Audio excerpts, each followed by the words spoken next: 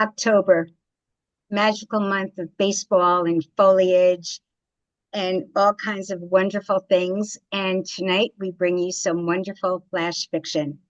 My name is Francine Witte. I'm here in Manhattan in the photo of a bookstore behind me. And we have some great readers for you tonight. And I'm going to start with a couple of pieces just to kind of warm things up. This is called Jake is a Forgotten Piece. Puzzle-edged and jigsawed, he never seems to fit. He's had women he doesn't remember, a daughter he doesn't know. He met her mother, a dancer, on a payday spree. She was a face, and he was a face going out match-like after the alley, drunken and quick. My parents only met for 5 minutes, the daughter might later say. And then Jake stumbling over beer cans and trash cans, going home to his wife, poor thing.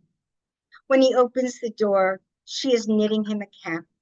She has been waiting for his weekly check, pay the lights, pay the heat, pay the grocer. He turns his empty pockets inside out. I owed it all to Flynn, he says. She feeds him what is left, hot porridge with sliced banana. He doesn't know about his daughter growing inside a stranger's belly. I don't deserve you, he tells his porridge wife. You can't really blame him, his mother would say, too good looking. Cursed with his father's Irish hair, thick black piles of it to break a woman's heart. Too clever, his buddies would say, tells the ladies what they like to hear. Too easy, alcohol would say, I shine my bottle and he's mine. One day, perhaps, he sees a baby in a mother's arm. A dark lip crosses his heart. Something puzzle missing from his life. Something vague that is his if only he knew. Something like a breath that leaves a mouth, travels 100 miles, and strokes a stranger's ear.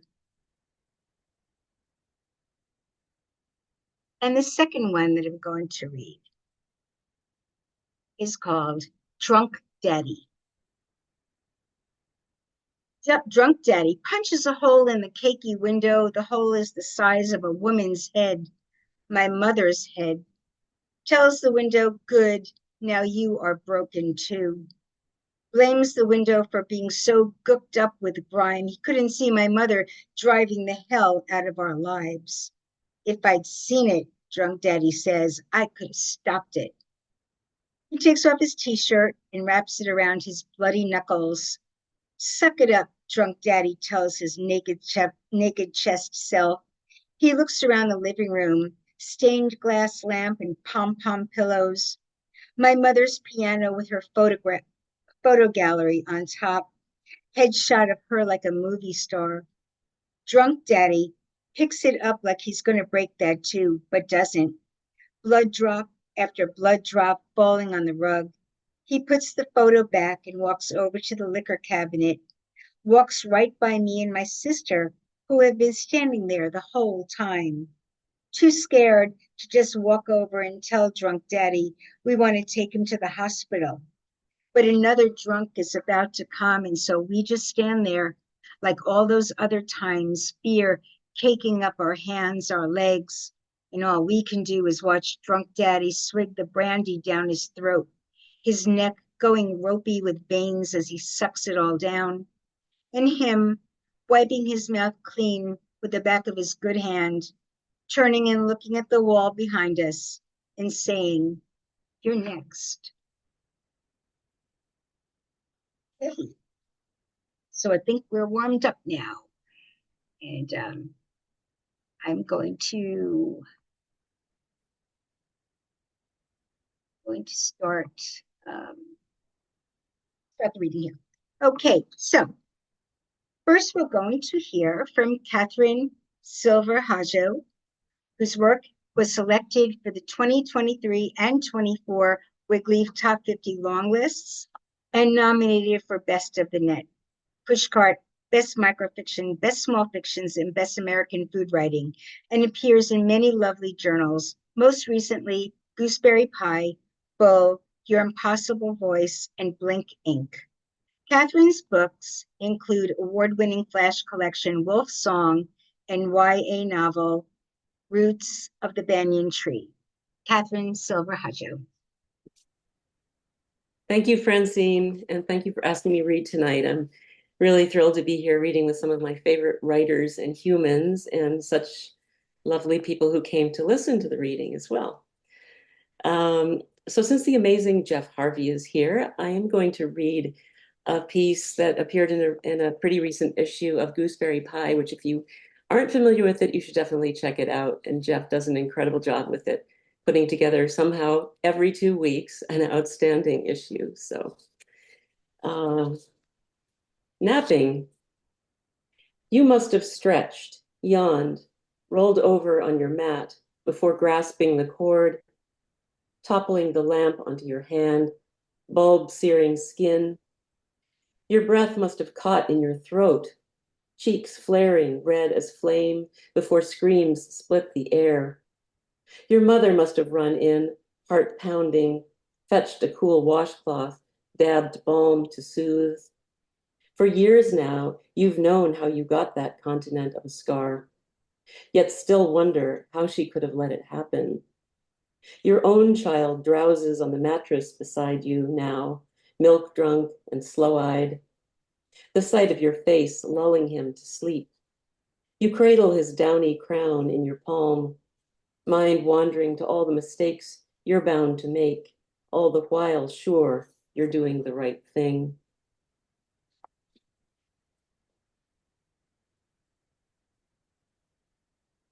Thank you. This next one is a short one-sentence piece that appeared in the 2024 issue of Moon City Review. And I had the great pleasure of meeting Michael at the AWP convention, and he handed me my copy right in my hands. So I'm going to read my very short piece from here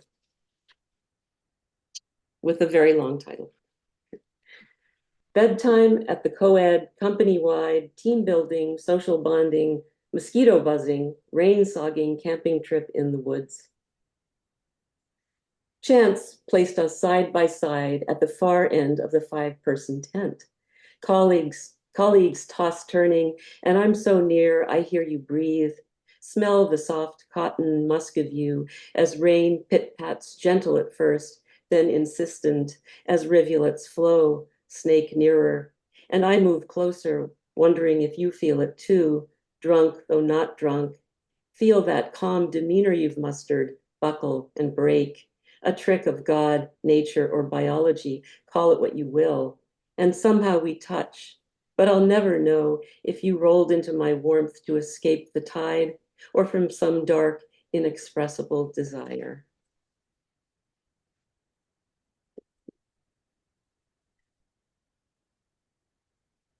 Thanks so much. And this next one was part of the National Flash Fiction Day's annual Flash Flood, which is a 24-hour extravaganza where they post a new story, I think, every 5 minutes. And since my beloved sister and nephew are here, having escaped Asheville, North Carolina, and will be with us until they find a way to wade back home, I figured I would read this piece from Flash Flood, which actually has nothing to do with weather. Radium girls. Those trusting young women moistened and pointed their brushes with pursed lips, dropped tiny dots of radium on the digits of watch faces, magicking them to glow a luminous green in the dark. Their meticulous labors aided the war effort as well, bringing light to cold, lifeless military dials. They'd wear their favorite frocks to work, let the radioactive dust coat them so they'd glow like fireflies when they danced with their sweethearts at night, their broad smiles lighting up the room with radiant teeth as they twirled round and round. But it wasn't long before those glowing ivories began to ache, gums to ulcerate, bleed and ooze, jaws to crumble and fall like soldiers in the trenches. Yet people craved those luminescent watches and business was booming, thanks to the radium girls. One by one, the companies commissioned special studies, which concluded that mysterious illnesses were the cause of their trouble. Come hell or heavy water, it couldn't be the curative miracle called radium. Some even saw fit to implicate the women themselves, proclaim that their symptoms were the result of syphilis, that the women's shameless behavior was to blame. Even when science shone the hard light of truth on the dangers of the element, the companies soldiered on, happy to sacrifice young women to the cause of their profit-making as long as they possibly could, until the dying women decided to sue and their former employers began dropping like the jaws of the radium girls.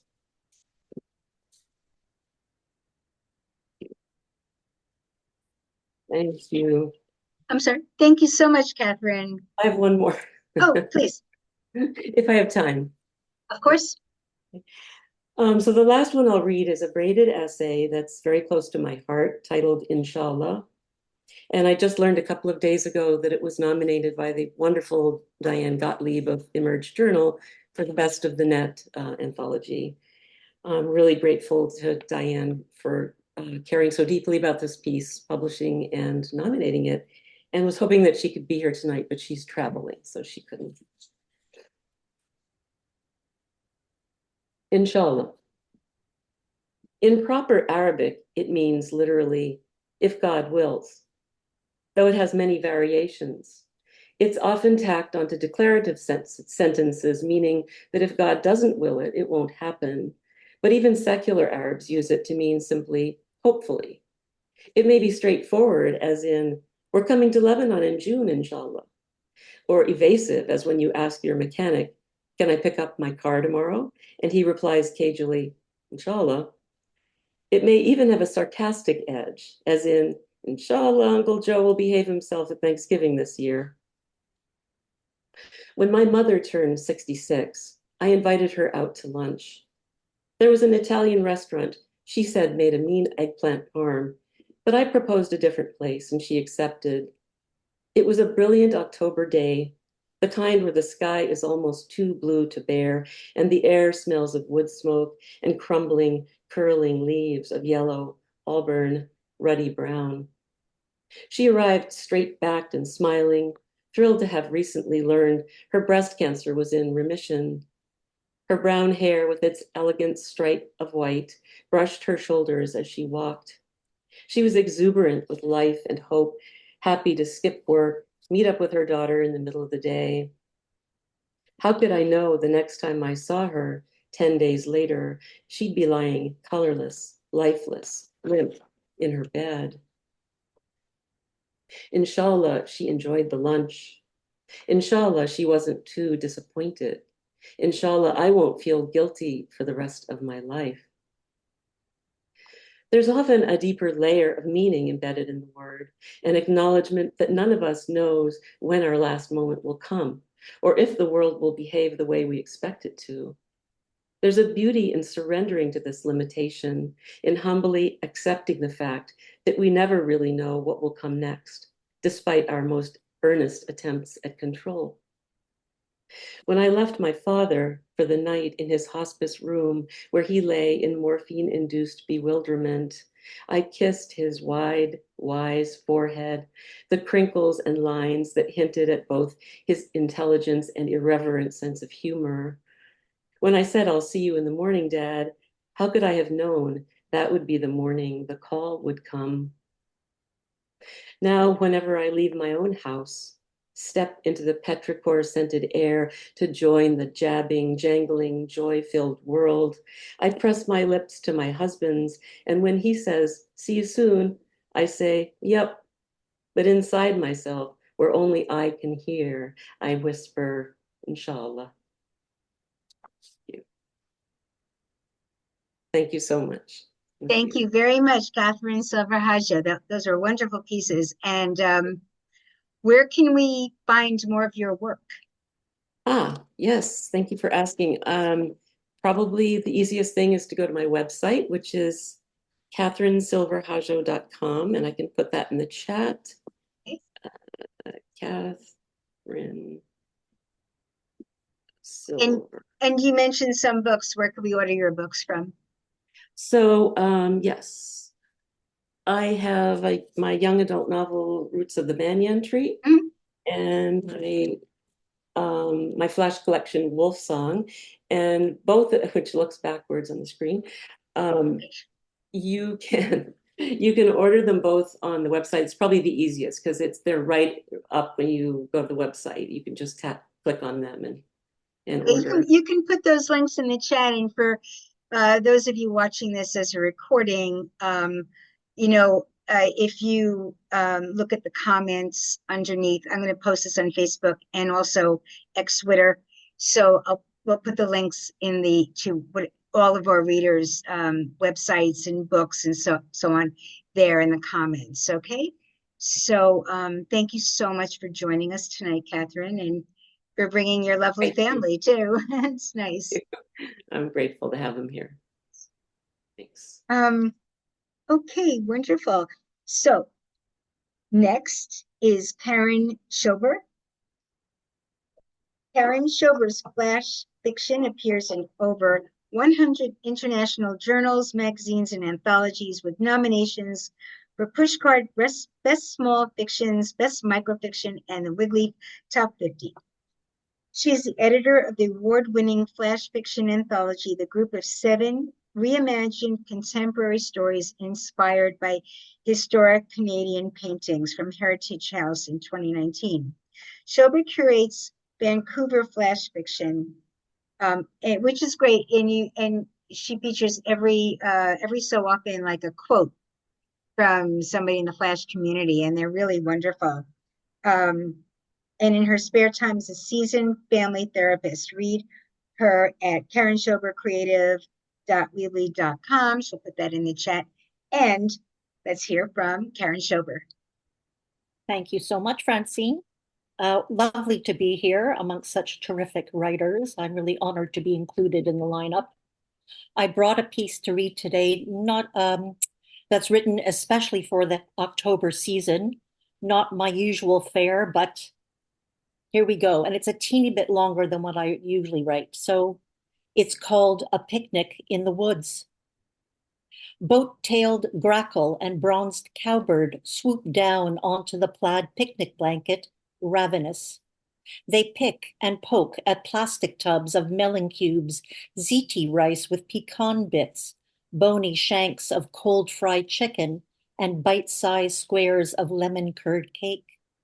Famke waves her hands, madly shooing the little peckers off and mouthing terse protest cries.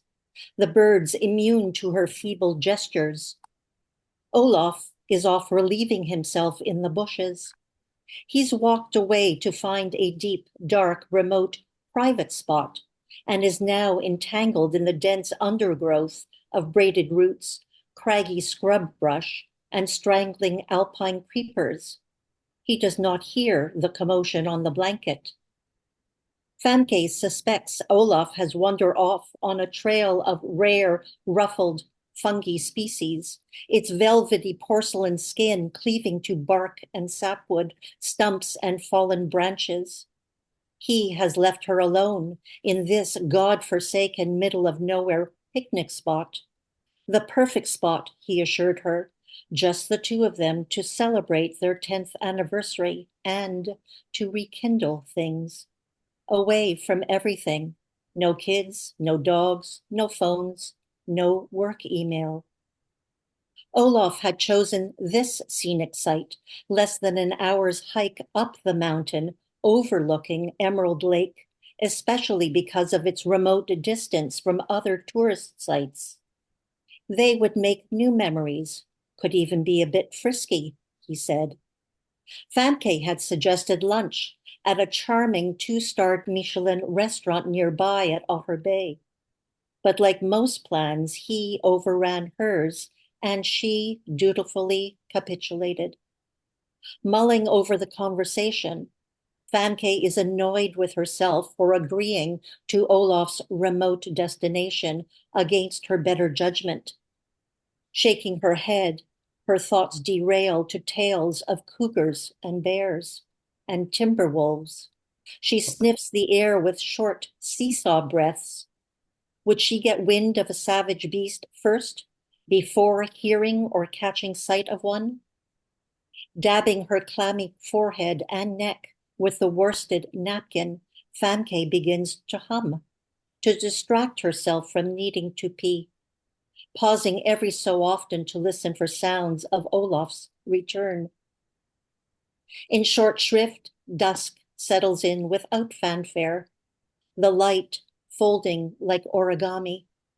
She holds fort on the blanket made filthy by the invasive songbirds who have picked clean the chicken bones and scattered them across the now drab plaid weave. Just beyond the tree line, sounds of rutting deer, screeching owl, snuffling and grunting of black bear can be heard off in the distance.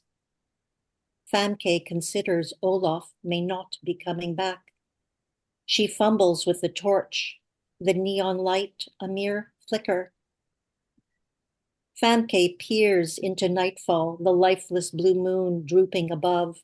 Iridescent wings cast somber shadows as vampire ruby eyes bore into innocent, unprotected prey. She tells herself that she is safe, impregnable, as long as she remains on the picnic blanket. Venturing out of bounds, she would become a target, just like when she was a small child, alone in her bed at night. She would pull the coverlet up over her head and become invisible, the boogeyman completely unaware of her presence. The memory comforts, the nocturnal utterances do not. Famke must pee. Squeezing her thighs together is no longer working. Counting backwards from 100 aloud, she tells herself that she must be back on the blanket by 1. She plucks up a wad of napkins and tiptoes into the blackness, her counting holding the scary at bay. Crouching with wrinkled slacks crumpled around her ankles, Famke glances up. The moon now fat and purply like a rutabaga. Anger surges between bouts of fear. Where are you, Olaf? She moans. Crackling and snapping noises gurgle around her. Famke slaps her exposed bare bum with the flat of her hand, skinning the long, articulated, furry legs of the giant spider. She doesn't notice the pincers tipped with fangs, only the bite, stinging, numbing, disorienting.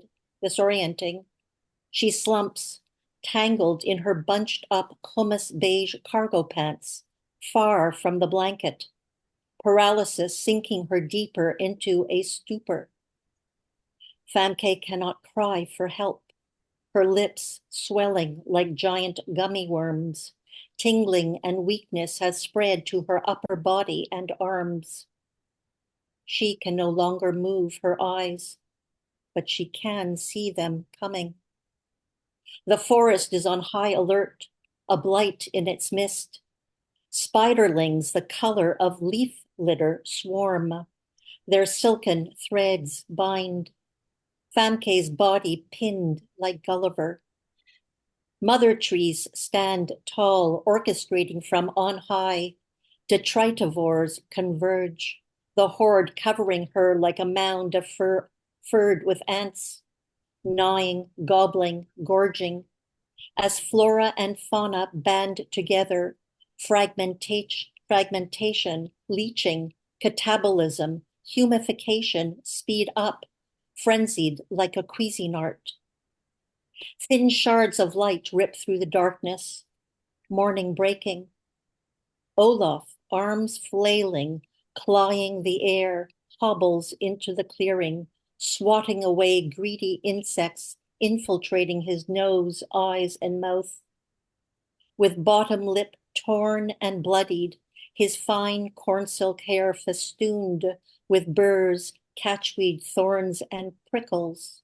He pants like an injured animal, eager for Famke's attention and sympathy. Olaf does not notice her absence. He collapses with dramatic form onto the remnant of picnic blanket, gasping, dehydrated, and reaching for the overturned Chardonnay bottle. His makeshift woven twiggy sack of exotic mushrooms spilling, palms blistered and raw. He crawls forward like a segmented earthworm. That's it. Love that, Karen. Karen Schauber. So Karen, tell us again your website where we can find you. I will put it in the chat. My website Okay. is, of course, Vancouver Flash Fiction, Okay. as well as Karen Schauber Creative. Great. Weebly. At weebly.com. Yeah. Yes, but all right. Thanks Great. so much. Great. And thank you for reading for us tonight at FBOMB. It's wonderful. I just want to mention too, that was Karen Schauber. I just want to mention too that I've turned on the captions. I really like to follow along reading as well as listening. So I highly recommend doing that. I think, one of the things I love, and I've said this before, one of the things I particularly love about just hearing people read their work is it just kind of brings it to life on a different level. It takes it from 2D to almost 3D. Like you can read it, but then when you hear the writer read it, it just gives it another level of another layer of life. So, and then to read along with it as you're hearing it. So, win-win, win-win-win. So, anyway, let's hear now we heard his name brought up before. So let's hear from Jeff Harvey, who lives in San Diego. He's the editor of Gooseberry Pie Lit. That was how he was referred to before. Just a wonderful journal of 6-sentence stories. Look for it. It's always on Facebook when it comes out. And he reads for Fractured Lit.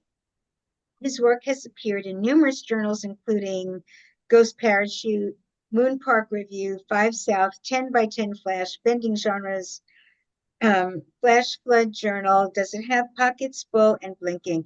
His chapbook, Life Would Be Perfect, is forthcoming from Bottle Cap Press. Jeff Harvey. Thank you, Francine. Thanks for inviting me to be here today. It's great. It's great to be here.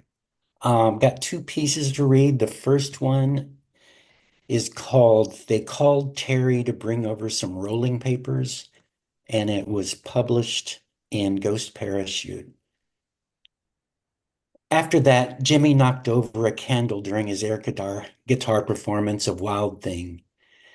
They drenched the shag carpeting using a yard hose, opened windows, and squirted lemon pledge in every room, but couldn't get rid of that smell of melting plastic. After that, they piled into Terry's van, smoked another joint, and drove to Piggly Wiggly and bought snacks, vodka, and strawberry room deodorizer. They were short $3 and had to put back the room deodorizer and the butter pecan ice cream. As they crawled into the van, a lady wearing a turban and a gold dress approached and asked to borrow $5. Terry handed her remaining change to the lady, and they watched as she flagged down a pickup, jumped into the front seat, and sped away. After that, they went back to Jimmy's and made macaroni and cheese in a 5-gallon pot. The odor from the earlier fire was still strong, so Terry sprayed around some of Jimmy's Old Spice. Elvis's Love Me Tender played in the background as the crew sat in a circle, eating and eating until the pot was empty, leaving them still wanting more.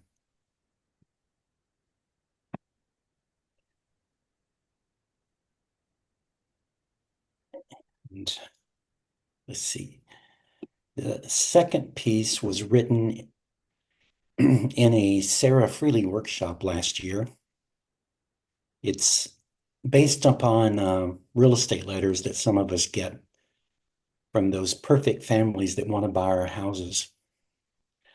It's called It's the Heplingers and We Are Buying Your House. Dear Mrs. Marathon, my current husband Tom and I are searching for a home in your pristine neighborhood that is near our work and to our son Ryder's school. Every time we drive by your Craftsman with its canary yellow paint trimmed in ocean blue, it reminds us of our time in Sweden when I interned for the president of IKEA, who's now a close personal friend and likes all of my Instagram posts. We're buying your house, and to facilitate the process, I've opened an account at Palo Alto Title and Escrow. They've prepared a title report for us indicating you're behind over $20,000 in property taxes, and your lot is only zoned for one unit. Yet from the drone our son Ryder used to photograph the property, you've converted the garage into an additional unit. That's not a problem for us at all because we plan to transform it into a lab for Ryder. He's in a pre-K program developed by Elon Musk, who's personally assured us Ryder will be on the first human mission to Mars. My contractor pulled the existing plans from the county records office, and he's informed us your property extends over your neighbor's lot by 3 feet. This hasn't been made public, so I'm sure it's an issue we can resolve during contract negotiations. Next Thursday works best for us to meet and review our resumes and DNA reports with you, which should give you ample time to get your paperwork in order. Tom works as a chef at the Airport Hyatt and will bring his famous avocado oil-infused donuts. His cookbook comes out soon with his favorite recipes paired with their companion country singer. We're certain Tanya Tucker will grace the cover along with Tom's chili recipe. I attended Stanford and worked for a startup developing online medical procedures. Because we already know we're going to love you, I've spoken with our technician in Albania, and he will walk you through a virtual and complimentary gallbladder removal. There have been great success with no deaths. I feel so much better after removing mine. Our appraiser has put together an estimate of $900,000. This is slightly out of line with the Zillow estimate of $3 million. But with the potential legal issues with the neighbors and the county that you're facing, you will want to accept our offer. And after you finance 50% of our purchase at 1% interest, you'll have a bundle left over for a roomy studio in a retirement village in Palm Springs that I can refer you to. You'll just love it. They even have pickleball. We had tea with your neighbor, Miss Tilson, and she was kind enough to tell us that she's noticed extensive water damage to your hardwood floors. And as you can see, we are easy to work with, and our only request is that you vacate the property upon executing a sales contract so we can replace your existing flooring with faux cedar planks, the trendiest and most eco-friendly, according to Gwyneth Paltrow. Excited, the Heplingers, Roger, Tom, and Ryder. Okay.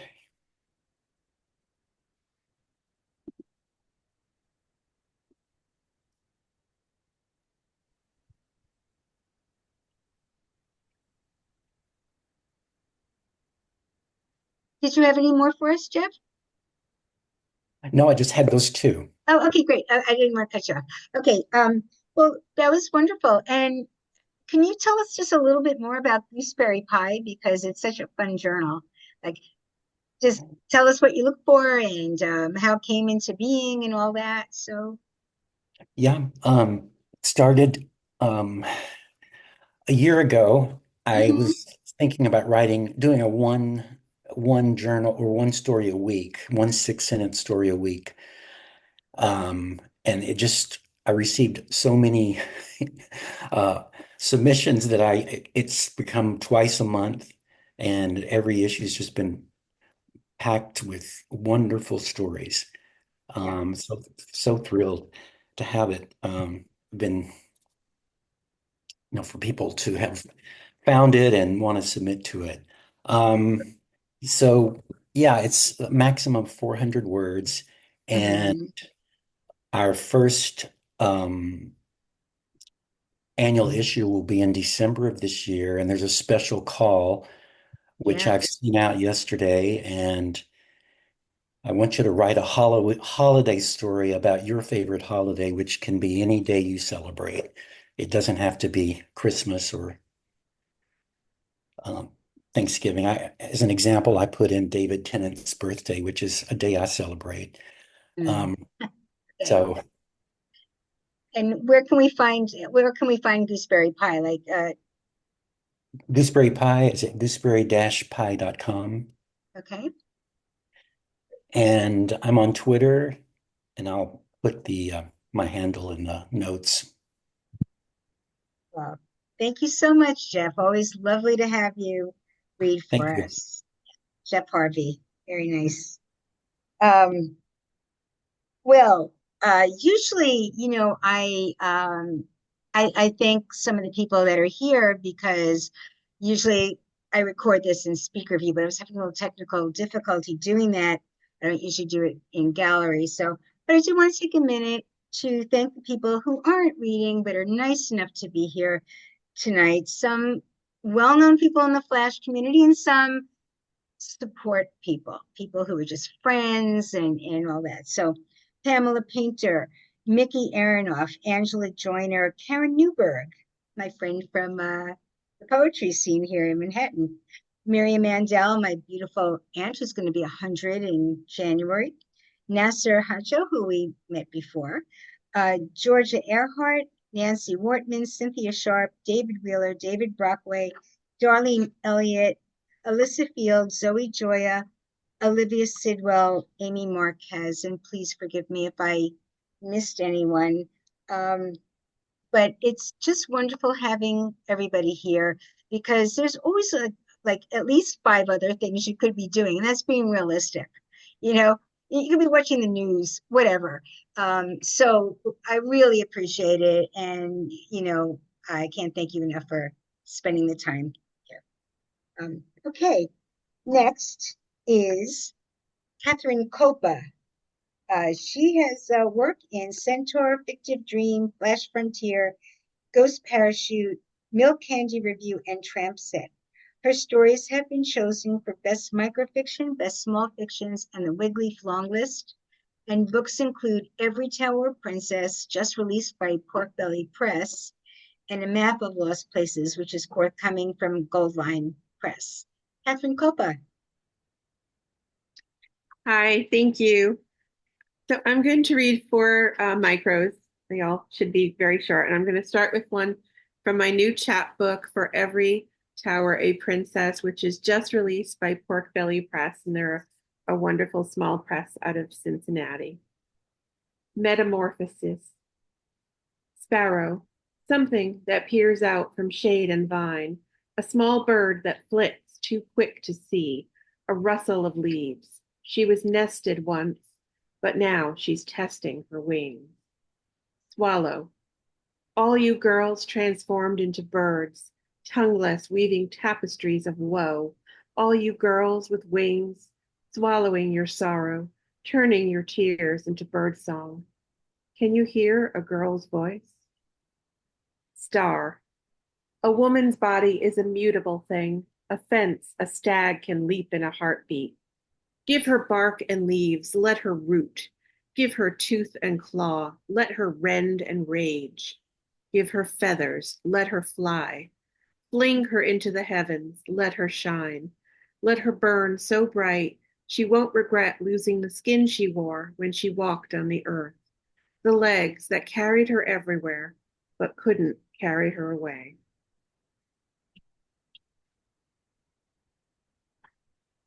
This is another very short micro. It's a chain story where every sentence kind of leads to the next. And it's called Settle. Afterward, when you hold a cold washcloth to your face, he'll apologize. Apologize, like, you don't know how it was. You didn't grow up in a circus like that. A circus like that. And you picture his triple bypass father, clown nose, still barking coarse jokes. His cowed mother, sneak drinking in the kitchen where you find her looking for salt in the wound when she tells you if you could just have a baby, it would help. Help him settle. Settle is what you did when you didn't know better. You didn't know better. You were young but felt old with dull hair and crooked teeth, and the world was an envelope you barely dared to peek out of. But now you do. Now you do, and the car keys are in your purse, the Klonopin is in his drink, and when he asks if you forgive him, you say yes. Yes, you say, and you don't know where you're going, but you know it will be better. Better than a circus like this.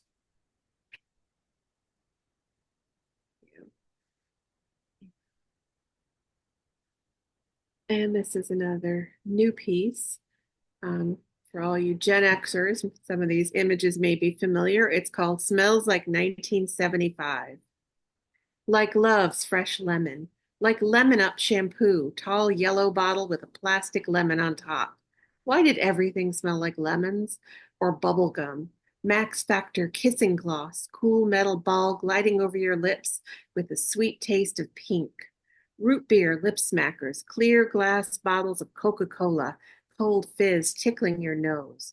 Like games of spin the bottle in Julie Hayden's basement and Carlton Silvestre in the closet, leaning closer, closer until all you could smell was the Irish Spring he showered with and his pursed, hard lips bumping the edge of your braces through your closed mouth, and both of you stumbling out, red-faced, to applause. Like the smoky, skunky smell drifting out of a gas station garage as you walked by, and Julie daring you to go in and get something from the soda machine, and the gas station man with the blonde beard and denim shirt calling you red and asking how old you were, and you saying old enough, and him saying, hey, old enough, do you mess around? And then his knee between your legs, his hand on your neck sliding under your hair, twisting you closer, his breath like car ashtrays, body that smelled of gasoline and sweat, and his lobster claw tongue in your mouth until you gagged, and he let you go laughing, and you and Julie running, then leaning against the middle school wall, all those bricks between him and you, gasping for breath, and then Julie saying, it wasn't so bad, because at least when you start 7th grade next year, you can say you're experienced. And I'm going to finish with something appropriate for the spooky season. This is called the Final Girl Meditations. We all knew the final girl was Ace. Not prudish, not Catholic, not big old lesbian crush on Shari, even though Shari swore Final Girl stared at her in algebra. She didn't know Final Girl watched us all. Our clear-eyed sentry. We were a puzzle she never quite fit together. She would have saved us if she could. The first to go. We all knew Shari would die first. It was written in her corkscrew curls, her bony toes, spray tan eroding where purple nail polish met ragged cuticle. Shari in red fuck me shoes, kitten heel mules, so quick to kick off, quick to fall off a running girl. Running, wobbly, screaming, apple schnapps on her breath. We could tell ourselves we'd be smarter. Michelle was smart, but not enough, inside the coat closet. Furs no one wore anymore, tickling her forehead. If the coat was big enough, could she have crawled inside? Frozen, like a rabbit in the shadow of a hawk. The rest of us. Carrie in the kitchen, knives. Janet in the shower, classic. Pam, but that was obvious, Pam in the basement. No flashlight, no baseball bat, no second exit, no bulkhead opening out into blessed air. The basement is not the way out, Pam. There will never be a way out. Never an end to the nightmares for the one who fought and won, who tries in her dreams to lead us to safety, who thinks running shoes, baseball bat, second exit. But who knows, as we all know, there are no lessons learned. Only the accidental grace of pure dumb luck. It's beautiful, Kathryn, as always. Just all these stunning words and images floating through the air tonight. Just gorgeous. And you certainly added to that. Where can we get your new chapbook? Yes, it's available from Pork Belly Press on their website. Mm-hmm. And I see Mickey holding up her copy, and they absolutely they do such a beautiful job of wrapping it, and even the envelope is gorgeous. And they're a wonderful small press, so I definitely you know, love that you're supporting them, and I love having my work published by them. And then I also am going to have another chapbook coming out. I'm looking at the proofs right now. Beautiful. This is from Gold Line Press, and it's called A Map of Lost Places. It's wonderful. Yeah, it won't be available till 2025. And where can we just, like, if we just wanted to read some of your stories, where could we find you? Your stories? Well, in Gooseberry Pie for sure. Mm-hmm. And in many other journals, but you can also just go to kathrynkulpa.com to get links to all of them. And I know we will. Thank you. Wonderful. Thank you for being here, Kathryn. Kathryn Kulpa. Yeah, I'm not kidding. The words and the images and everything flying through the air, and we're only about halfway done. So settle back, because this is just gonna even get, I don't know if it's gonna get better, it's just if it could get better, but it's all wonderful. Next, we're going to hear from the aforementioned Sarah Freligh, who does some wonderful workshops. If you ever get a chance to take a Sarah Freligh workshop, please do it. She's the author of 7 books, including Sad Map, winner of the 2014 Moon City Press Prize, Hereafter, winner of the 2024 Beth Novella in Flash contest, which I blurbed that book, and it was amazing, as is everything Sarah writes. And Other Emergencies, forthcoming from Moon City Press in 2025. Among her awards are poetry fellowships from the NEA and Saltonstall Foundation. Welcome to FBOMB, Sarah Freligh. Thank you, Francine. Thank you so much. Thank you, everybody, for being here. I'm going to read 4 very short pieces from my chapbook Hereafter. Here it is. So take it away. Sometimes, when things get so bad that ending it all would be a relief, she makes a movie in her head. What her first therapist advised her to do, the young one with nervous eyes that kept skittering away from Patty Lee's face to the ticking clock on the wall. Claire was paid with insurance money to listen to her once a week for 3 months. So Patty Lee talked mostly about how tired she was and what was the point in washing her hair when it would get dirty again days later. The movie was on a list of things Claire had given her, strategies for coping, at their last session before the money ran out. Today, the movie is of the year her kid refused to cut his hair, refused to let her do it or make an appointment with the barber, an oily man who trimmed and snipped with an unlit cigar between his teeth. Her boy was 9 or 10, practiced in stubborn. Then again, his hair was beautiful, blonde and curly, ringlets like an angel, his teacher said, and gave him a line in the Christmas pageant about glad tidings of great joy, only he muffed the line into great tidings of glad joy. It's how she feels when she runs the reels of him in her head, glad joy, and how the day after the play he walked to the barber and had him shave his head down to a blonde burr. He saved an envelope of curls and gave it to her for Christmas, and for the life of her, she can't remember what she did with it. She's read that someday scientists will clone people from a single strand of hair, and she'd give anything for that, a replica of her boy, one whose brain won't rot and go bad. For that, she'll live forever.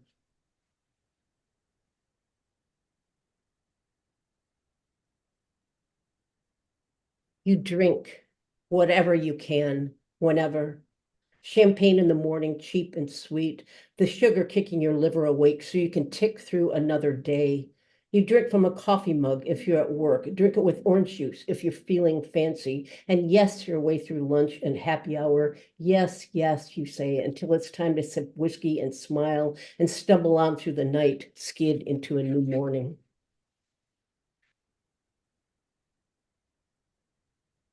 Of service. She knew she'd had one too many. She's had far too many since her kid died.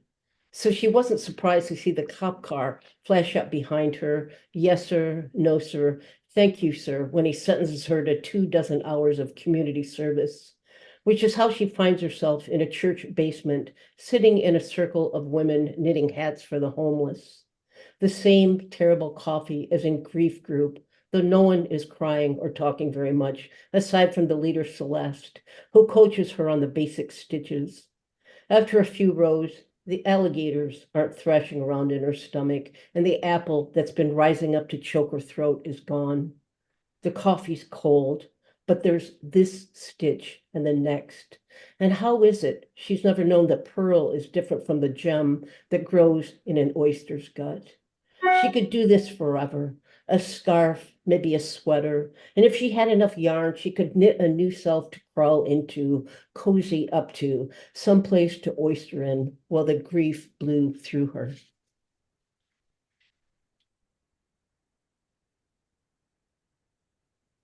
Firsts. More and more, there are firsts.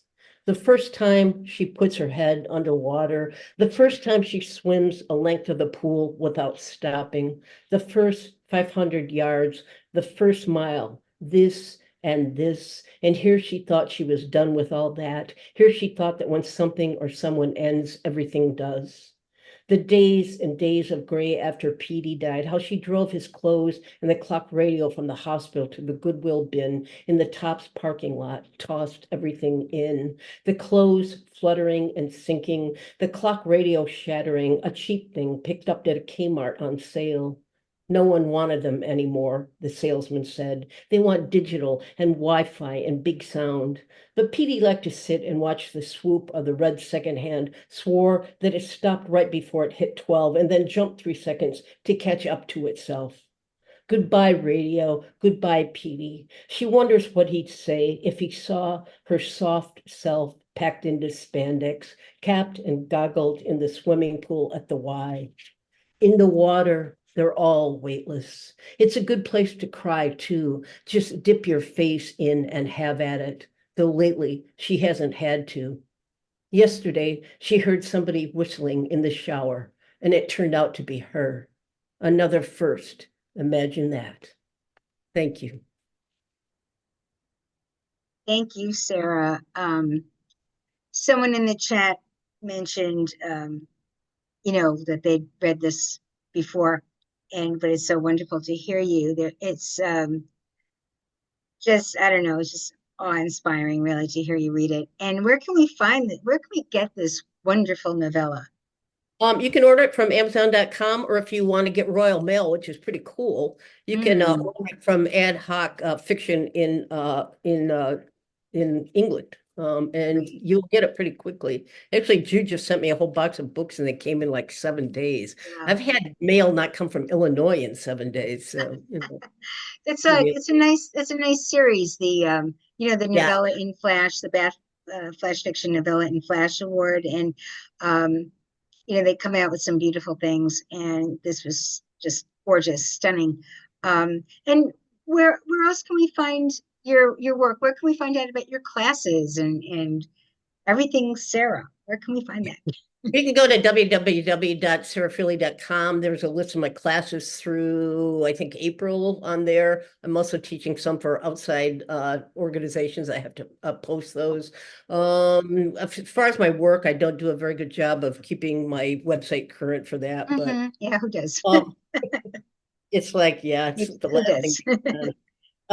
But my new book will be coming out. It's a full-length collection of short stories from Moon City Press, which published Sad Math in 2015. So this will be 10 years since then. So I'm looking forward to working with them again. Yeah. And well, Math, they're in the house tonight, so yes, they are. It's giving them a shout out every time I can. So they're wonderful to work with. So submit those manuscripts, kids. All right, thanks. Thank you, Sarah. And I wanted to mention Kathryn Kulpa also teaches some wonderful workshops. So look for that, look for it on her website. And these are really wonderful people. Like, you hear how good they are. Well, it's wonderful to study with them. It's really nice.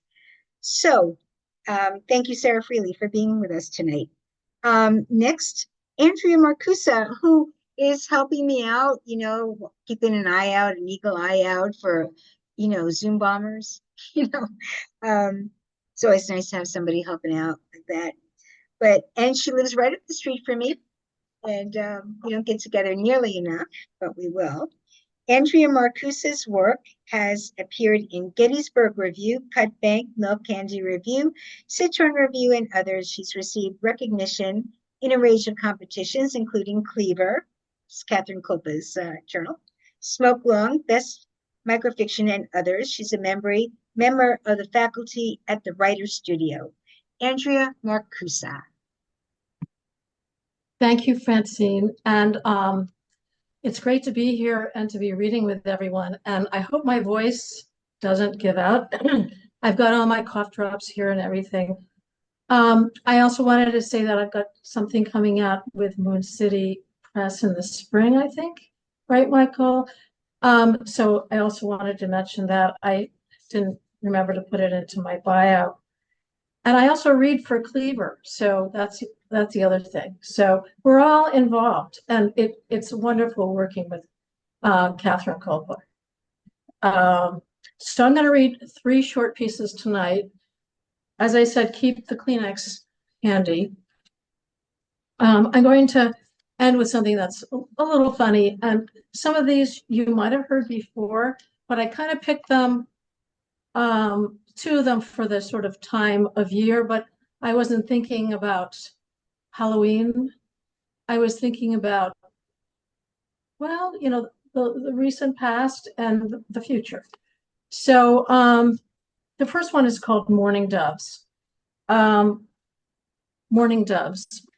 You remember that summer you both worked in Paris and the morning doves cooing at dawn? You remember their song, like contented children humming, and you imagined entering the sound and floating on it like a cloud. You remember the way he'd stir, perch on his side, and stroke your cheek with his pinky as the porters outside whistled for taxis and the morning traffic stopped and started, the sound like waves rolling to shore. You were always amazed when you awoke beside him, even though you'd been married 5 years. It was like you were still in the throes of new love. Each morning, the 2 of you, surrounded by soft pillows, watched the sky brighten from gray to blue until sun flooded your bed with morning light. Nestled next to him, as you felt the steady thump of his heart, you didn't want the day to start because you had your cheek on his bare skin and your thigh draped across his, and felt lulled by the steady in-out of his breathing. His heart had not yet sped up, cartwheeling in his chest. The electrical storm in its tissue had not yet struck. His face was not yet ashen, with panic jumping from his eyes like lightning, and your bodies tense, bright, thick, and fused to each limb like iron. You had not yet packed your books and research and said goodbye to your students and turned your back on a life abroad to return with him to a specialist in New York City. There you would learn by heart the way to the cardiac intensive care floor and arrive alone to your silent home for another night away from where he lay dozing to the sound of monitors amid the eerie green light of the vital screens. Sometimes, after you've fallen asleep for the night on a hospital chair, you hear a morning dove outside his window at dawn. As you stir, you dream of the 2 of you in Paris on that old rickety bed, its sheets smelling of spring, your hands laced together, his deep brown eyes like velvet. You glance at him dozing in the dank room and reach for his warm hand. Resting there, feeling his fingers in your palm, listening to the cooing, its hollow resonance, enchanting and mythical. You imagine the bird is serenading you, stroking your heart with its music. But on other days, you picture the bird alone, perched on a sooty ledge, its song soon to be drowned out by the belches of buses and racket of traffic.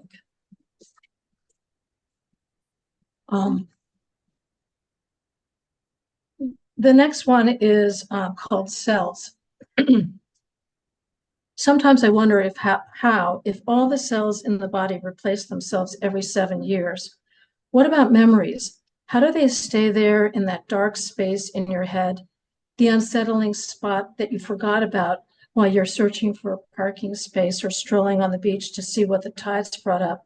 But then you reach down for what you think is a conch or an ordinary clamshell, and as your hand disappears into the cloudy ocean and you feel around on the sand, you touch something slippery. And that feeling creeps back, reminding you, the one you thought had finally left, the one you thought after all those years were gone. Besides, everything happened so long ago, and you've produced all these fresh new brain cells since. But here's that feeling flooding back, hollow, queasy, disturbing, and you can't figure out how this can be. After all the wine, Xanax, and tobacco, pesticides and junk food, decades of smog, years of cell phone minutes, and x-rays of all kinds, why hasn't this feeling completely altered, or at least blunted, like your fading eyesight, shrunken spine, and the way the tops of your hands have gone blue-veined and brown-spotted? But these ancient feelings are as robust and as strong as ever, holding on tight. Long after the neighbors next door moved away, your parents' ashes are scattered in the wind, and the dogs and the birds lie in shallow, sad graves under the porch. Okay, the last one is called Opportunity Meets Preparation. Why are you throwing out the value? They're expired. I recover the yellow pharmacy vial from the garbage. Inside, the pills look perfectly pink and round. Only the bottle looks cloudy and aged. They're only 4 years old. You keep aspirin longer. That's different. My husband likes to be accurate, knows where he can cut corners and where he cannot. I clean off the outside of the bottle with a Clorox wipe. October 2019, the world's last good year. I push down and turn the tough white childproof cap. A pile of pink discs rests there, ready for whatever comes its way. Degraded slightly by age, like me. The older I get, the more I realize that it's important to be prepared. These rescue volumes will join my arsenal of young and old Xanax, Neurontin, one lone Vicodin, little neutralizing discs, pink, white, blue, poised to discharge their tonic, carpet bomb the mind, limbs, dull all that hurts, head to toe, in their own outdated, degraded, past shelf date way. At my age, it's important to find pick-me-ups, panaceas, from that dark threat that's always circling there on the edges. I like to be ready, for I'm not sure what. You see, even after all these years of living and planning for all matter of catastrophe, I never realize it when disaster first hits me. Thanks. Wow. Beautiful, Andrea. Thanks. Thank you so much, Andrea Marcusa. Where can we find more of your work? I have a website, andreamarcusa.com, and I've got a book forthcoming also from Bottle Cap Press, but I don't know when that'll be, so don't hold your breath. Well, we'll look for it, you know. Yeah, okay. Keep us posted, and you're on Twitter also? Yeah, I'm on Twitter and Facebook, and I spend more time there probably than I do writing, which is really bad. Well, we'll just have to hunt you down. So Okay. thank you very much for reading with us tonight, Andrea Marcusa. Thank you. So we've been hearing about Moon City Press, and now we're going to hear from one part of Moon City Press. With Michael Czyzniejewski is the author of 4 collections of stories, most recently The Amnesiac and the Maze, Braddock Avenue Books 2023. He has received an NEA Fellowship for Prose, and his work has been anthologized in 40 stories, a portable anthology, and 2 volumes of the Pushcart Prize series. Michael Czyzniejewski. Thank you so much, Francine. Thanks, everyone, for being here. I am honored to be reading among these folks and these friends and readers and talented artists. I'm going to read 3 micros for you today, and I hope you like them. First one is a story that just appeared, came up this past week in Cleaver magazine. So thank you, Andrea. This is called Her Heart Was a Chipmunk. Her heart was a chipmunk. She said her heart was a chipmunk, said it on our first date. I figured she was being poetic, saying something like, my heart is a chipmunk, to mean she herself was like a chipmunk, perhaps on the inside, or that she really just liked chipmunks. When we hit it off, got serious, I started to see it, at least in my head. She was skittish. She climbed well. She enjoyed nuts. But then one day we were lounging on her sofa and she was like, hold on. And then she took off her shirt and I was like, all right, here we go. And I took off my shirt, but she said, what are you doing? And I said, just following your lead. And she says, oh no, but I see why you'd think that. Then she reached between her bra cups and pressed into her sternum like it was a button, which made her chest open, a little door flipping ajar, and out came a chipmunk, reddish brown and speckled. It leapt from the threshold onto the floor and disappeared. It likes to run around, she said. Her little door shut automatically and she put on her shirt. I fumbled into my shirt, keeping watch for the chipmunk, for her heart. I heard it under the couch, on the countertop, rummaging through a cabinet. I couldn't relax. Meanwhile, she'd flipped on the game show where contestants sketch pictures based on clues given to them by celebrities. The winner then has their image tattooed somewhere on their body, audience's choice. My cousin had been on season 6 and now had a tramp stamp of a pistachio with Bob Marley dreads. The chipmunk-hearted woman said she wanted to be a contestant, win a little tattooed door over her actual heart door so everyone could see it when she went to the beach, or when I'm with someone special. With that, she took off her shirt again, her bra too, and put her fingers to her mouth, whistling. The chipmunk, its cheeks stuffed, came running. She poked into her sternum and the door opened and the fat-cheeked chipmunk jumped inside, the door shutting behind it. The woman said, now when you follow my lead, so I took off my shirt. She pressed into my sternum, but nothing happened. Sorry, I said. Then she kissed the spot where she poked and said, just wait. Okay, so that's one story. This next story is called Happy Birthday America, and it's going to be in the Florida Review sometime in the future. So, Happy Birthday America. My first memory, I've always told you, is the bicentennial, the fireworks show in Memorial Park.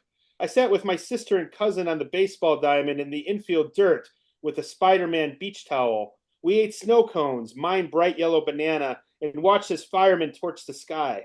For the finale, they lit an Uncle Sam, 10 feet tall, made of wire and red, white, and blue neon, pinwheel sparkles spinning round a giant white 200. You tell me years later I'm wrong, that I couldn't have remembered July 4th, 1976. You weren't even 2. Maybe it was another year, you suggest, 1977 or 1978, but that doesn't explain the 200. They wouldn't have lit up a 201 or 202. I insist it has to be true, that I couldn't be making this up. We call my sister to confirm, but she isn't much help. Maybe, she says, the bicentennial was in 1978? You say I've created a memory in my head that I remember fireworks and probably an Uncle Sam and the park and the towel and the ball field all dead on. You tell me I filled in the rest, that this is what we do, humans, when we tell stories. After a while, we believe it to be true. I tell you you're right, but ask you what you filled in about our lives. I consider the story you tell of my proposal, how you knew it was coming for weeks, that your mom saw me buy the ring at the mall, how you played along, had to be Meryl Streep when you gasped, when your eyes got big, when you covered your wide open mouth with your hands, when you tried your best to cry. You were 24, exactly half your life ago. Everything about that story is correct except one detail. How I believed you. How good of an actor you think you were. How I didn't see your mom see me by the ring. How I sit quietly every time you tell your story, you thinking, I think it's as funny as you think it is. My memory is better than your memory. Yours makes me look like you were just playing along. My memory is filled with explosions, with smells and tastes. All parts of my memory are beautiful. No one is a fool. Everything is on fire. Okay, so I have one more, and this is going to be in the McNeese review sometime in the future. This is called Savior. Savior. What the therapist calls it after looking it up on his phone is lochiophobia, the fear of childbirth. I told him about my dreams, my skin ripping apart, stretching like a balloon and bursting with a deafening pop, flesh tearing and blood spraying, pain emanating from my center like fire and knives and cracking bones all at once, my own screams waking my sweat-wet body, sometimes 3 or 4 times a night before the sun rescues me. The therapist asks how I feel about these dreams, if I want to have children, if I regret not having them already. I ask him how this matters since I'm a man.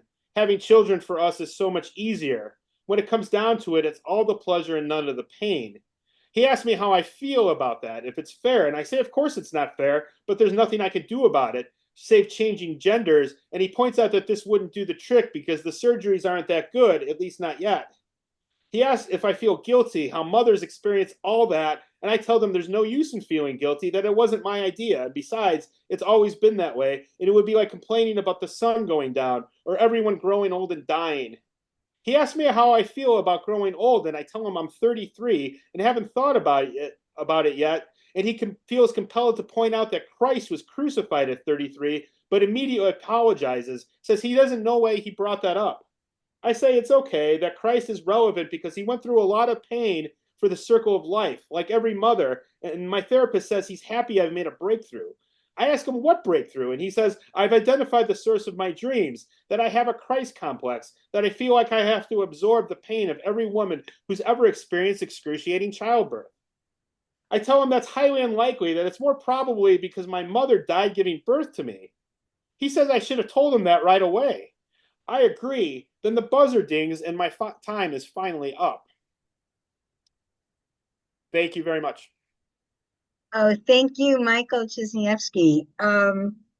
So you are the fiction editor for Moon City Press, is that correct? I am the editor-in-chief of the magazine, but I also really focus on the flash fiction. So if you like flash fiction and you have flash fiction, you should send it my way. We have several people in the audience here who are in the next coming issue, so that's good. Good to know. Thank you. And tell us about, I'm going to shout you out here, Mike. Tell us about your latest publication in the 40 stories, is it?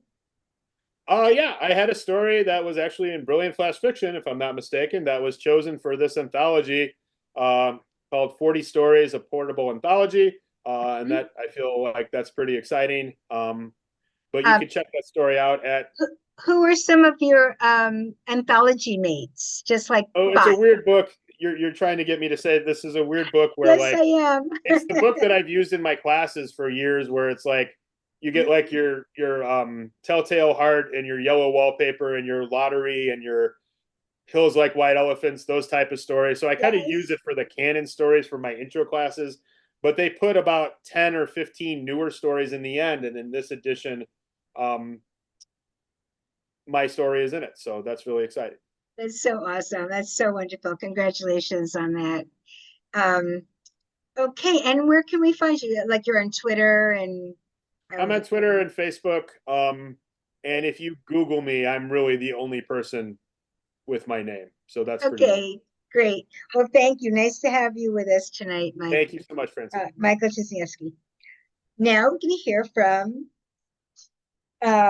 another factor in the Moon City Press extravaganza, Kathryn Craigo. She's the author of two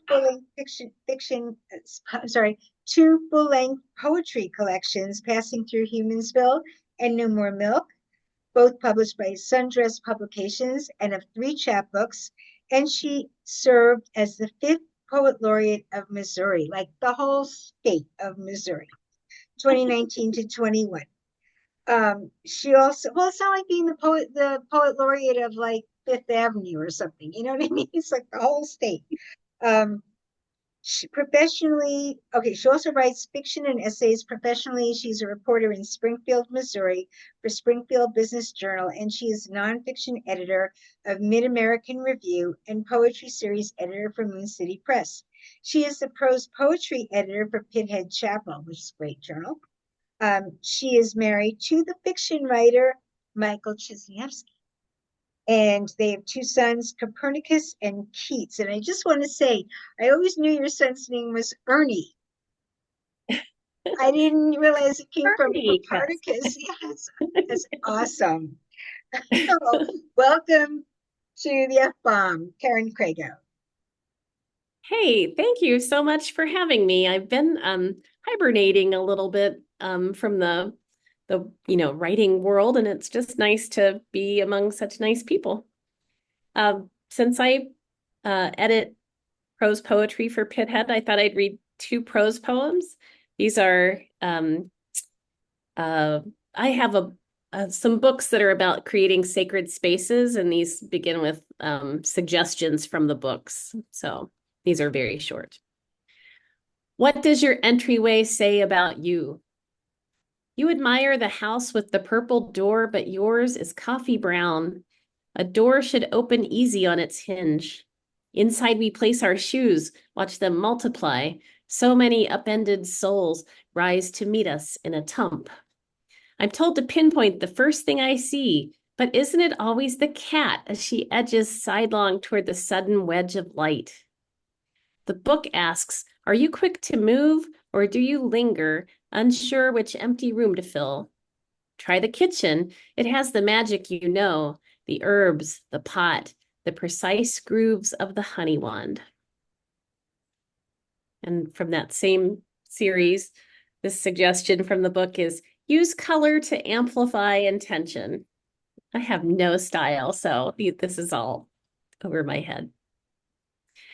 But these are the tones I was handed, soft green walls over sunshot maple floors. To me, it matters more how something sounds, how the house releases more of its story each time I dare a step, like a tree whose 100 pencils scratch its diary into air. Where my thoughts climb like smoke that must escape or bring me down. It is worth taking time to find your supportive colors, the book says, though I do not intend to scrape or prime or paint.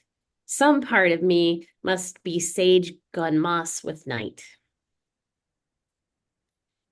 Okay, and then I was wanting to really join the club and read some fiction. So I have a short fiction piece that appeared a while back in Forge, which I just love that magazine. And it's about George Washington, because it's flying past our ears.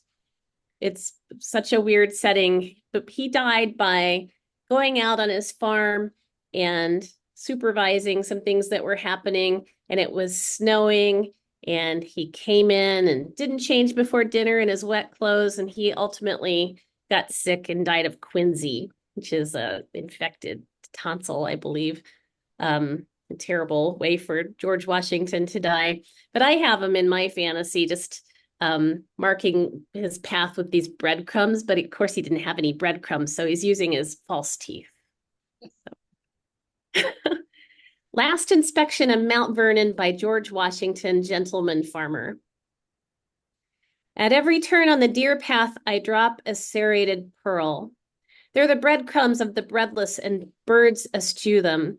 Barring more snow, this ivory should be easy to spot. And yes, I said ivory. They were never wood.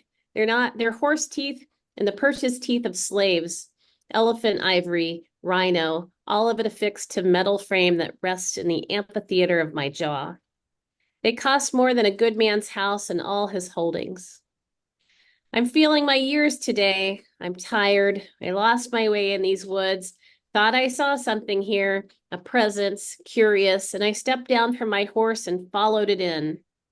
It ran ahead, zigzagged behind this tree and that, and I drew nearly close enough to touch it, but no, there it was ahead, gray, a shade on the move, but in the dark and not attached to anybody's heel. I did not think it malevolent. It's gone now. I thought I heard a rustling, but that was only the sound of rain hitting the canopy. Were it here, I think I'd feel it. Listen, I know better than most how to find my way. I was a surveyor. Sometimes I feel the elemental pull of the river, and even under clouds, I sense the sun. Age has dulled me, though. Deep in, all I see is green, so green it's almost black, shadows that move like shadows are meant to. I unwind my way like you'd key back a clock wound too tightly, but it's no good. I'm lost here. I've passed this sycamore before, this bewildering stone. The brambles grab. Come summer, they may be blackberries or the black raspberries I favor. First, I tore my cravat into strips, tied them to stems of sassafras like surrender flags. Then came the buttons, brass and shell. My greatcoat hangs open, my vest wide, my chest white as a table linen. And now I hold my mouthpiece in my hand, my old friend Pain retreating. Martha will be alarmed. She knows the care I take, my powders and my brush, the pinchers the British mocked when they overtook my mail. I now wish you would send me one of your scrapers, as my teeth stand in need of cleaning, and I have little prospect of being in Philadelphia. And again, I feel no prospect. I'm dug in. This place is all I ever wanted, yet they drew me out like blood into a leech. I fought their wars, presided. I whistled through my fixture when I spoke, and so I spoke little, and they thought me wise. I won't be drawn again. I will torque myself to this land like a wood screw to a board. I drop a molar to mark my place and keep on moving. So thanks. Oh, that was awesome. I never thought of how, George Washington, I never took such a deep dive into George Washington. That was fascinating. That was wonderful. Thank you, Karen. Where can we find more of your work? Well, like I said, I've kind of been a little dug in and I'm between projects. So my books are on Sundress, but they're lineated. You don't want those. This crowd doesn't care for that. Sure we do. Of course we do. But I hope you might find me on Twitter at Karenka Writes, and yeah, we'll see what comes next. Great. Well, thank you for being with us tonight, Karen Craigo. And our final reader for tonight is Damian Dressick. He is the award-winning author of the novel 40 Patchtown, Bottom Dog Press 2020, and the story collection Fables of the Deconstruction Clash 2020, along with the prose that has appeared in more than 100 publications, including W.W. Norton's New Micro, McSweeney's Electric Literature, Post Road in New Orleans Review. Dressick teaches writing at the University of Pittsburgh. Damian Dressick. Thank you so much, Francine, for having me on, and thanks for everyone for reading. It's just such wonderful work. It's great to be spending Friday evening with such talented writers, and thanks for everybody for tuning in. I agree with Francine. I also do I host a reading series, and we're always grateful because people can do other things, so it's wonderful that you've made this choice. Also, Francine, I wanted to say your virtual background, unless you've broken in, your virtual is one of my absolute favorite bookstores. Yeah. I used to live on West Broadway. Yeah. And it was I would go there and spend immense amounts of time when I was supposed to be writing marketing documents for the company I work for on Wall Street. Yes, this is the Housing Works bookstore. Downtown. Yeah, it's one of my favorite spaces in all of New York City. Yeah. And one thing I did want to add, that one of our readers tonight and myself and two other really terrific Flash people will, if you are anywhere near Youngstown, Ohio, we will be doing this is going to be Sarah and myself and Kim Chinqui and Tommy Dean are going to be appearing at the Lit Youngstown Festival talking about Flash fiction. Very nice. So if you're proximate to Ohio, there's something good about that too. Yeah. All right. So I'm going to be reading a story that is I haven't read this before anywhere other than the living rooms of intoxicated friends. So hopefully this will go okay. And I don't do a lot of Halloween or spooky sort of stuff, but this is as close as I'm going to get. And I thought it is October, so we're going to trot this thing out here. And it's called El Poder Diabólico del Idioma Extranjero, which means the diabolical power of the foreign language. The airport in Bogota is nowhere you want to be. There are, of course, worse airports out of which to be flying. Airports with notorious crosswinds. Airports' hours of traffic from the metro areas they serve. Airports without air conditioning or potable water. Airports with $14 beers. But here you are, hours to kill before your flight. Your attempt to order coffee and a chicken empanada from a patisserie in the international terminal has gotten you no closer to your intended meal than a fly-specked croissant and warm lemonade offered to you by an unsmiling food service worker. You are about to give up and accept the proffered food, but you are suddenly overcome with the need to respond. Perhaps it's the elevation, maybe it's hunger, who can say? At any rate, something compels you to press the issue. You open your mouth, intending to offer a mild rebuke, or more realistically, an apology that you have failed to make yourself understood. Likely you desire to explain how you fail to apprehend the nuances of the language, that your limited vocabulary or accent is surely to blame for any confusion. Instead, to your surprise, what comes out of your mouth in flawless and very loud high country Colombian Spanish is something to the effect of, "Listen, shithead, if I wanted fucking breakfast food, I would have asked for fucking breakfast food." No one is more shocked than you. Well, unless you count the onlookers in the airport, the people behind you and La Fila, the sad-eyed counterman himself, and perhaps more importantly, the 40-something mustachioed gentleman whose dark uniform, shining badge, and wary expression, not to mention the gleaming black revolver, clearly identify him as a member of El Aeropuerto's Policía Especial. "Señor," he asks of you, "¿hay algún problema?" Although he makes this inquiry in Spanish, it is the universal language of cop that necessitates the more urgent translation. What this agent of law enforcement is obviously meaning is there something so much the matter with you that I have to spend the rest of my morning taking your boisterous lunatic ass to jail?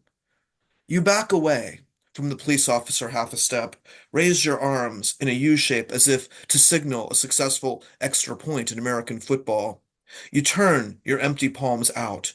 You want no misunderstandings about weapons. It is imperative you de-escalate this situation.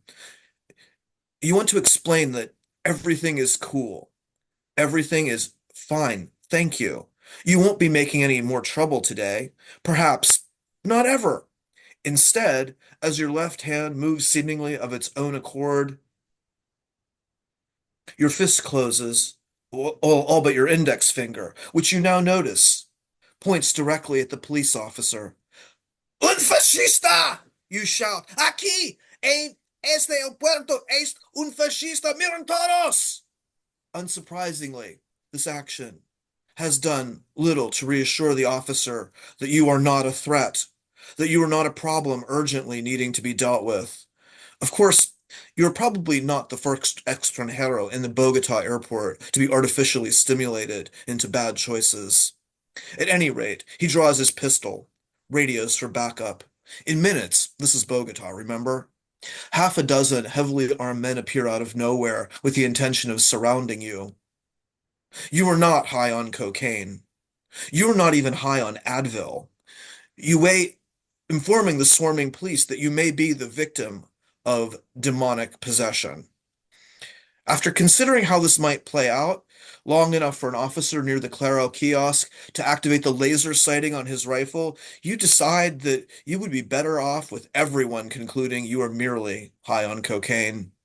You review your Colombian itinerary for clues to this philological conundrum. The architectural tour of the walled city of Cartagena de Indias surely cannot be to blame. The cooking classes in Medellin, no via. Cursed jungle trek from Minca to Ciudad Perdida to gaze on the sacred, forbidden idols? Quien sabe? But watching the armor-stilted movements of La Policia transfixed by the glimmer of the fluorescent lights off their riot shields, you realize contemplating the genesis of this linguistic phenomena might not be the best place to expend your limited time or energies. Gathering every scintilla of effort you can manage, you squeak out in barely audible English, a hint of a whisper. I am so sorry. I have no idea what's happening. No one, of course, can hear a word you say over the din of the airport, the chatter of the crowd, the hiss of a nearby espresso machine. An officer cautiously leans in, lowers his machine pistol, cups his ear. ¿Cómo? ¿Qué dijiste? Cállate, shouts the jefe de seguridad del puerto. From the whir of the escalator to the barks of the drug-sniffing dogs, everything in El Dorado International Airport seems to pause. Finally, having the attention of all, you are desperate to proclaim your innocence. Tell them of your own bafflement, but rather than the measured declamation of blamelessness you intend, you begin to shout about the dire and immediate need for law and order as the dozens of Policia Especial flank you.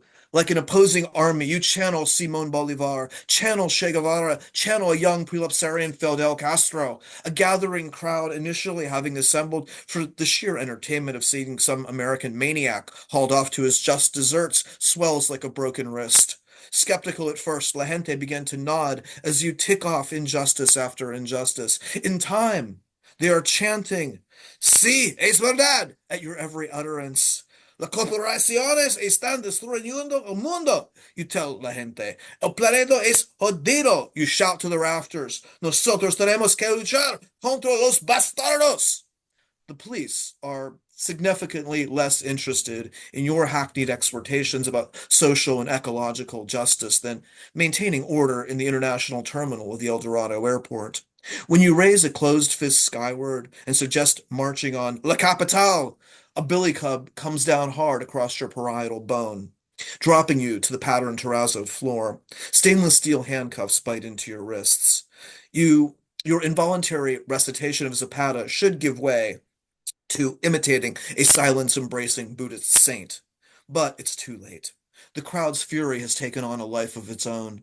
A riot has erupted on Concourse A. As you are led off to a holding cell in customs, looters smash windows, molest luggage, turn duty-free upside down. Chairs splinter shopfront windows, luggage fires swell at baggage claim. Days later, you come to yourself again. Emerald canopy of jungle towering above you. Prison break little more than a memory. The high white peaks of the Andes soar in the distance. A dozen camouflaged men encircle you, clutching weapons, mostly automatic. A grizzled veteran pushes a topographical map into your outstretched hands.